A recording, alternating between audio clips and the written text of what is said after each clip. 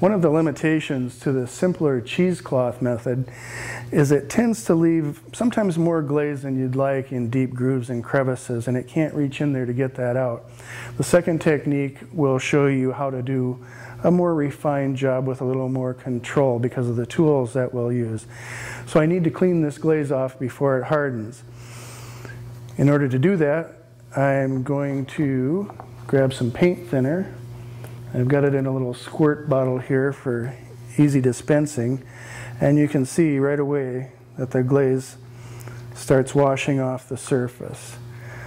I'll scrub that after wetting everything down to loosen up the glaze. I'll scrub that with some paper towels here, and you can see the color coming up. If this glaze were allowed to dry overnight, I would not be able to remove it like this.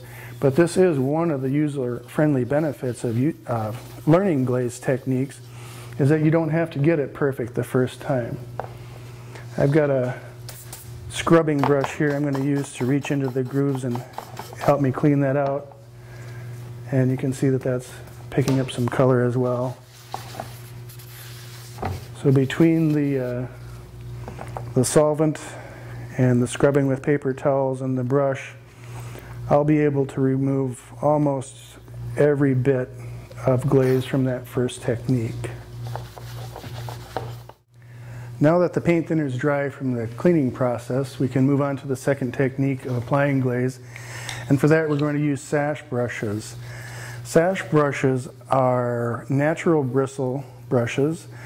They're round in shape, at least these sash brushes are, and they're very dense, pretty firm. They have a stout body. This is going to allow me to pick up just the amount of glaze I want and apply it to the surface of the frame.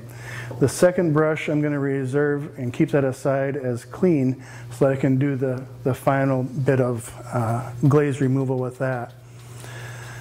So we're going to pick up a little bit of glaze, and it's kind of gloppy on the brush, and I want to be able to apply this much more consistently than the first round. Most of the work will be done with this one brush, both the application and the removal. So you can see it goes on in a more controlled method. Again, getting into the corners is important. Pick up a little more glaze as needed from your palette.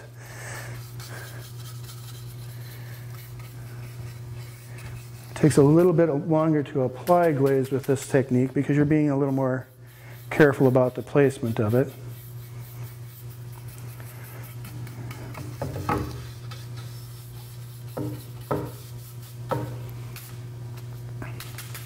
Every once in a while I'll need to pick up a little extra glaze from my container.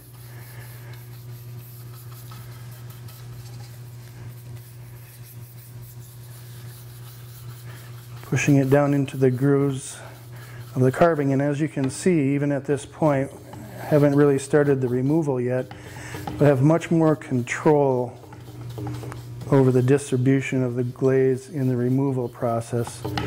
Now we'll start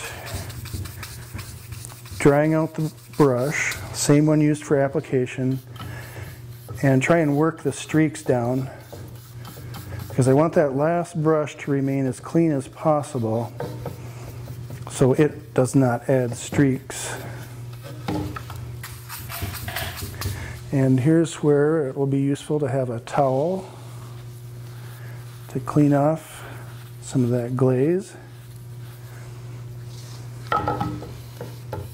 Now I'm down to the point where there are almost no streaks, and I have a nice coating of glaze on the surface and just the right amount in the grooves. And at this point, I'm ready to switch to my clean brush. In doing that, I'm going to remove the gloves because they now have stain on them. And the glaze on the frame is so thin that I won't have to worry about leaving fingerprints if I'm careful. And now I'm just working out the last little bits of streaks and getting the excess out of the recesses. On this frame, I expect that the glaze will dry with a consistent sheen, and the glaze will be securely adhered to the frame. So there's really no need for a top coat. One option though is after the glaze is dried, and that would be overnight, I could apply a top coat to this surface to either adjust the sheen or provide more protection.